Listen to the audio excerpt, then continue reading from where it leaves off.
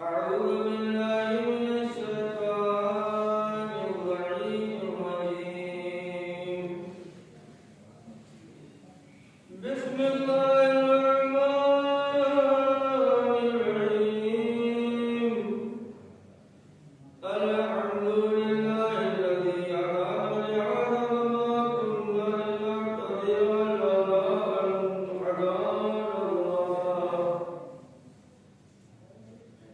لقد جاءت رسل ربنا بالحق والصلاة والسلام والتحية والإكرام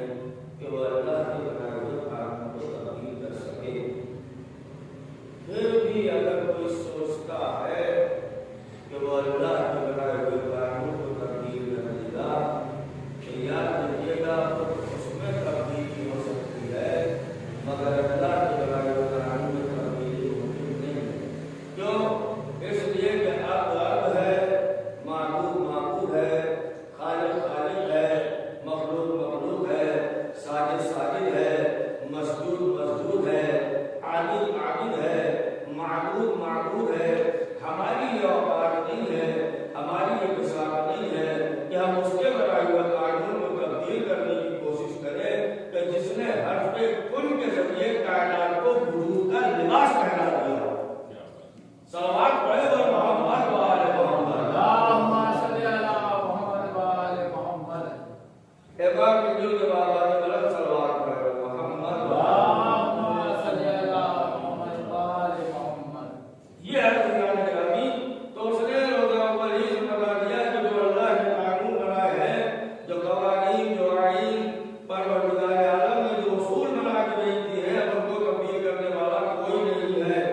کوئی کر ہی نہیں سکتا، اس لیے کہ اللہ کے بنایا ہوا قانون ہے۔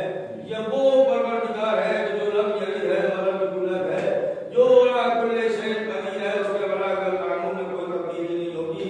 انسان کے بنائے ہوئے قانون اور ہوتے ہیں، اللہ کے بنائے ہوئے قانون اور ہوتے ہیں۔ سلوات اور پڑھے گا محمد و آل محمد۔ اللہم صل علی محمد و آل محمد۔ ابھی باقاعدہ مجلس کا اعلان آغاز ہو چکا ہے، اور انشاءاللہ جیسے جیسے جس کو موقع ملتا رہے گا وہ آتا رہے گا، انشاءاللہ مجلس ہونے والی ہے، اور نہ ہی جو ہے وہ لیٹ ہوگی، انشاءاللہ اپنے وقت پر ختم ہو جائے گی۔ اب سامعین جب جس کا دل چاہے تب آئے، اس کو کھلی ہوئی یاد آ رہی ہے تو پروردگار عالم اور یہ مجلسوں کر سکتا ہے، لیکن تو ہم کو بہت ساری چیزیں مجلسوں ہی سے ملتا ہے، بہت سارا علم ہم کو ان مجلسوں سے ذریعے سے ملتا ہے۔ وہ ہمارا دعا کرنے جانے کا آپ کے کچھ لوگ جو ہے وہ درس کے اعتبار سے نمایا کرتے ہیں، اور کچھ جو ہے اپنے ایمان کا جز سمجھ کے آئے اسی طرح نمایا۔ سلوات اور پڑھے گا محمد و آل محمد۔ اللہم صل علی محمد و آل محمد۔ تو قانون ہے، پروردگار عالم نے اعلان کر دیا کہ جو ہم نے قانون بنا دیا ہے اس میں کوئی تبدیلی ممکن نہیں ہے، مگر انسان سوچے تو یاد رکھیے گا اس میں تبدیلی ہو سکتی، مگر اللہ کے بنائے ہوئے قانون تبدیل نہیں ہو سکتے۔ پروردگار نے جو قانون بنا دیے ہیں وہ تبدیل ہونا ممکن نہیں ہے۔ اچھا، نماز اس کا قانون الگ ہے، روزے کے قانون الگ ہے، حج کے قانون الگ ہے، حج و زکات کے قانون الگ ہے، خمس کے قانون الگ ہے، یا بار بار ذکر کیوں کہوں کہ جو عبادات ہم کرتے ہیں اس کے قانون الگ الگ ہیں۔ تو جیسے عبادات کے قانون ہے ویسے ہی تبلیغ عبادت کے بھی کچھ قانون ہمارے سامنے آتے ہیں۔ توجہ کیجیے گا، نہیں ہو میں نے اپنی گفتگو کا آغاز کر دیا ہے۔ جیسے عبادت کو لے کے قانون ہے اسی طرح تبلیغ عبادت کو لے کے بھی قانون آتے ہیں ہمارے نگاہوں کے سامنے۔ اچھا، عبادت کا مرحلہ آسان ہے کیونکہ وہ ہم تک محدود رہ جاتی ہے، مگر تبلیغ عبادت کا مرحلہ یہ مشکل مرحلہ ہے۔ کیوں؟ اس لیے کہ تبلیغ چونکہ دوسرے کو کرنی ہے۔ اب غلط تبلیغ کے ذریعے اگر کوئی بہک گیا اور بہک تو اس نے غلط کام انجام دے دیا، اور غلط عمل انجام دینے کے بعد وہ دنیا سے رخصت ہو گیا، تو یاد رکھیے کہ اس کو دوبارہ زندہ بھی کیا جا سکتا نہیں ہے، اس کے جسم میں دوبارہ روح تو پھونکی جا سکتی نہیں ہے، اس کے کیے ہوئے غلط عمل کو صحیح تو کرایا جا سکتا نہیں ہے۔ لہذا میں کہتا ہوں کہ عبادت کا مرحلہ آسان ہے، مگر تبلیغ عبادت کا مرحلہ بہت مشکل ہے۔ توجہ کیجیے گا، تبلیغ عبادت کا مرحلہ بہت مشکل ہے۔ اچھا، آپ پوری دنیا میں دیکھ لیجیے، آج تبلیغ کا بہت زور ہے، بہت شور ہے، اور بذریعہ تبلیغ لوگوں کو اسلام کی دعوت دی جا رہی ہے۔ توجہ کیجیے گا، بذریعہ تبلیغ لوگوں کو اسلام کی دعوت دی جا رہی ہے، مگر جب آپ تبلیغ دیکھیں گے تو آپ کو معلوم ہوگا کہ یہاں مائے محرم نمودار ہوا، یہاں فرش اعظم زمین پہ بچھائی گئی، یہاں جنت اتر کر فرش اعظم بڑھائی، اور یہاں کوئی اندر پڑے، یہ مجلس غلط، یہ ماتم غلط، یہ یا حسین کہنا غلط، یہ یا نبی کہنا غلط، یہ یا علی کہنا غلط، احترام صرف اللہ کا ہوگا، اکرام صرف اللہ کا ہوگا، سلام صرف اللہ کے لیے ہے، فوز صرف اللہ کے لیے ہوگا۔ تو یہ جو تبلیغ کی جا رہی ہے کہ صرف اللہ والی تبلیغ کرو، صرف اللہ کو مانو، صرف اللہ کو مانو، کسی اور کو نہیں مانو، صرف اللہ کو مانو، تو کیا یہ تبلیغ قرآن والی ہے؟ اگر قرآن والی ہے تو ہم اسے مانتے ہیں، ایکسپٹ کرتے ہیں، اور اگر قرآن والی نہیں ہے تو ہم اسے ماننے والے نہیں ہیں۔ تو آج ہمیں کیا یہ کرنا ہے کہ یہ جو صرف اللہ والی تبلیغ ہو رہی ہے یہ چلی کہاں سے؟ یہ صرف اللہ والی تبلیغ کر کون رہا ہے؟ کیا قرآن میں صرف اللہ والی تبلیغ ہے؟ تو آئیے پہلے قرآن کی بات ہوتے ہیں اور قرآن سے پوچھتے ہیں کہ قرآن میں صرف اللہ کی تبلیغ ہے کہ نہیں ہے۔ تو ہم پہنچے قرآن کے پاس، بس جملہ سنیے گا نگرانی گرامی، ہم پہنچے قرآن کے پاس، ہم نے کہا قرآن تجھ میں صرف اللہ آواز آئی نہیں، اطیع اللہ و اطیع الرسول و اولی الامر منکم۔ توجہ کیجیے نگرانی گرامی، مجھ میں صرف اللہ نہیں ہے، اللہ کے ساتھ ساتھ رسول کی بھی اطاعت ہے، اور اس کے بعد کوئی امر کی بھی اطاعت ہے۔ میں نے کہا کوئی اور نہیں ہے قرآن تمہارے پاس، تو قرآن پھر گویا ہوتا ہے یا ایھا الذین آمنوا اتقوا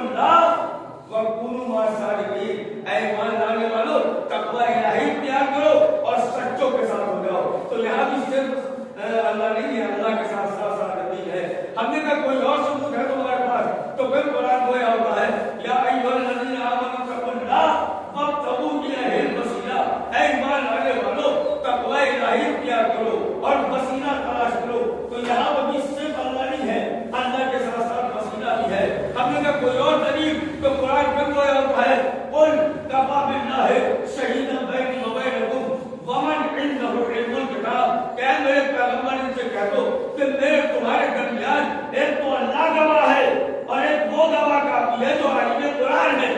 توجہ کیجیے اس کا مطلب یہ ہے آپ کو جتنی آیتیں سنائی ہر آیت میں اطاعت کی آیت میں صرف اللہ نہیں ہے, صادقین کی آیت میں صرف اللہ نہیں ہے, وسیلے کی آیت میں صرف اللہ نہیں ہے, گواہوں کی آیت میں صرف اللہ نہیں ہے. تو یہ تو طے ہو گیا نا کہ قرآن میں صرف اللہ نہیں ہے. تو جو صرف اللہ نہیں ہے تو یہ صرف اللہ والی تبلیغ چلی کہاں سے؟ توجہ ہے بھائی جب قرآن میں صرف اللہ نہیں ہے تو یہ صرف اللہ والی تبلیغ چلی کہاں سے؟ تو ہم نے ڈھونڈنا شروع کیا, تاریخ کی برق درداری شروع کی, ایک گوشے سے دوسرے گوشے تک گئے, ایک کتاب سے دوسری کتاب تک گئے, برق درداری شروع کرتے چلے گئے کہ کوئی تو ملے جو صرف اللہ کی تبلیغ کرتا ہوا نظر آئے, کوئی تو ملے جو صرف اللہ کی تبلیغ کر رہا ہو. مگر تاریخ گواہ ہے اور کتابوں میں ہم کو ملا کہ صرف اللہ کی تبلیغ ہمیں کسی کتاب میں نہیں ملا, کسی ورق میں نہیں ملا, کسی روایت میں نہیں ملا. ہم ڈھونڈتے گئے, تلاش کرتے گئے کہ کوئی تو ملے جو صرف اللہ کی تبلیغ پر کبھی افسوس بننے والا ہو. مگر عزیزان گرامی ہم دنیا کے ایک گوشے سے دوسرے گوشے, دوسرے سے تیسرے گوشے, تیسرے سے چوتھے گوشے, ہر گوشے میں گئے مگر ہمیں صرف اللہ کی تبلیغ کرتا ہوا نظر کوئی نہ آیا. ہاں ایک ملا, وہ بھی زمین میں نہیں آسمان میں ملا. اس زمین میں نہیں ملا, آسمان میں ملا. کہتا آدم کو سجدہ, کہا آدم کو سجدہ نہیں کروں گا, صرف اللہ, صرف اللہ, صرف اللہ. اب سمجھے نہیں جانے گرامی یہ صرف اللہ والی تبلیغ قرآن والی نہیں ہے, شیطان والی ہے. سماوات پڑے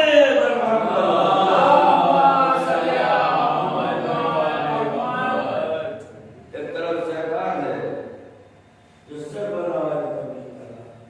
کب یاد رکھیے گا عزیزان گرامی جب جو صرف اللہ والی تبلیغ کرتا ہوا نظر آئے سمجھ لیجیے گا کہ قرآن والا نہیں ہے, شیطان والا ہے. وہ شیطان کی پیروی کر رہا ہے, شیطان والا. اور دیکھ لیے گا یقین نہ ہو تو دیکھ لیے گا عادتیں بھی ملتی جلتی ہے, کردار بھی ملتا جلتا ہے, گفتار بھی ملتی جلتی. بھائی نافرمان خدا وہ بھی تھا, نافرمان خدا یہ بھی ہے. اللہ کا حکم اس نے بھی نہیں مانا تھا, اللہ کا حکم یہ بھی نہیں مانتے. مٹی سے اسے بھی نفرت تھی, خاکے شفا سے یہ بھی چلتے ہیں. صلوات پڑھے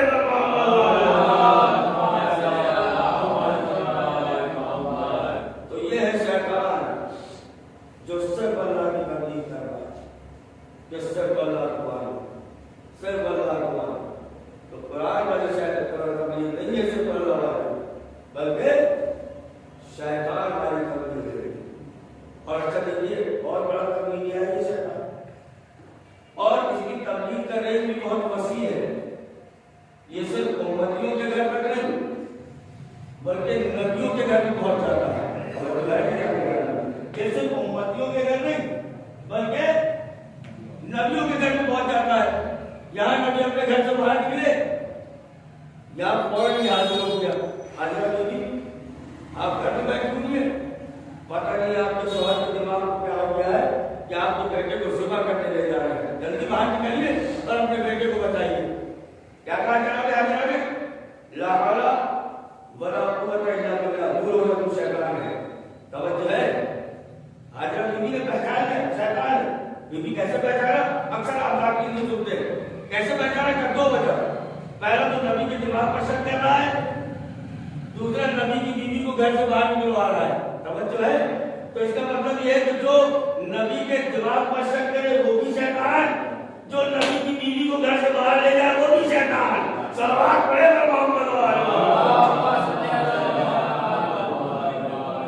فوراً پہچان لے, فوراً اللہ حالا ولا قوت الا باللہ, دور ہو کر تو شیطان ہے. اب شیطان ہو گیا پریشان. کیوں؟ اس لیے کہ یہ بہت بڑا تبلیغ ہے, ہر جگہ بہت زیادہ بہکانے نہیں پہنچا تھا اور پہچانا گیا. اب ہو گیا پریشان. کیوں پریشان ہو گیا؟ اس لیے کہ یہ نوح کے گھر پہنچا, اس نے نوح کی بیوی کو بہکا دیا. یہ لوط کے گھر پہنچا، اس نے لوط کی بیوی کو بھی بہکا دیا. یہی سوچ کے جناب حاجرہ کے پاس بھی آیا تھا کہ انہیں بھی بہکا دیں گے، مگر جناب حاجرہ پہچان گئی یہ شیطان ہے. تو اب شیطان ہو گیا پریشان، اس لیے کہ نوح کی بیوی کو بہکایا وہ بھی بہک گئی، لوط کی بیوی کو بہکایا وہ بھی بہک گئی، یہ حاجرہ کی بھی بہکی. کبھی تو پریشان نہ ہو، ہمارے پاس ہم بتائیں گے کہ بتاؤ. ہم نے کہا حاجرہ بہک ہی نہیں سکتی تھی بھائی، تو نے نوح کی بیوی کو بہکایا وہ بہک گئی، تو نے لوط کی بیوی کو بہکایا وہ بہک گئی، مگر حاجرہ بہک ہی نہیں سکتی تھی. کیا یہی تو ہم جاننا چاہتے ہیں کہ حاجرہ کیوں نہیں بہک سکتی تھی؟ ہم نے کہا اس لیے کہ نوح کی بیوی، جملہ سنیے گا نوح کی بیوی فقط معصوم کی بیوی تھی، لوط کی بیوی فقط معصوم کی بیوی تھی، مگر حاجرہ ایک معصوم کی بیوی تھی، ایک معصوم کی ماں تھی. توجہ ہے صلوات کرو.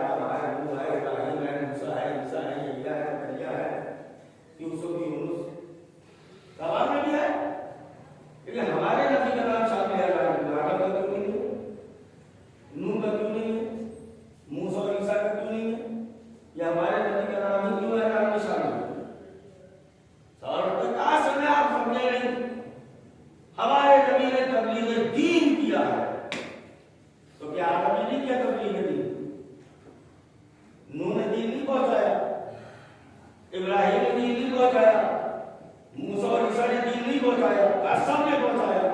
پھر سب کا نام ہونا چاہیے، کسی اور کا نام ہونا چاہیے، ہمارے نبی کا کیوں؟